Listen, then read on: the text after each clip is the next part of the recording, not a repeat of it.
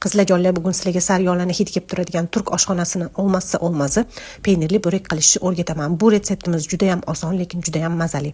Buning uchun bizga yufqa xamiri kerak bo'ladi. Agar uyingizda yufqa xamiri bo'lmasa, uyda o'zimiz qiladigan oddiy xamirni yupqaroq qilib yoyib olib, duxovka listiga videoda ko'rsatilgandek ochib olamiz va xamirni ustiga maxsus sousimizni surib olamiz.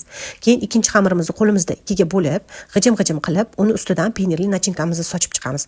Sousiga yarim stakan eritilgan sariyog', yarim stakan oddiy yog', 1 stakan sut va bitta tuxum kerak bo'ladi. Nachinkasiga peynir, sir va petrushka qo'shdim. Siz peynir topa olmasangiz, ikki xil sirni aralashtirib qilsa ham bo'ladi. Bitta qavatiga faqat sous, bitta qavatiga nachinka qo'yilgan qatga sous surmaysizlar. Oxirida bo'ragimizni konvert shakliga keltirib olib, qolgan sousimizni quyib, o'zingizga qulay shaklda kesib olamiz. Pishirishdan oldin 1 soatga tindirib qo'yilsa, yana ham mazali chiqadi. Oldindan qizdirilgan duxovkada 180 gradusda usti qizarguncha pishirib olamiz. Bu videoni oson lekin mazali retseptlarni yoqtiradigan dugonangizga yuborib qo'ying. Hammangizga afiyat olsin.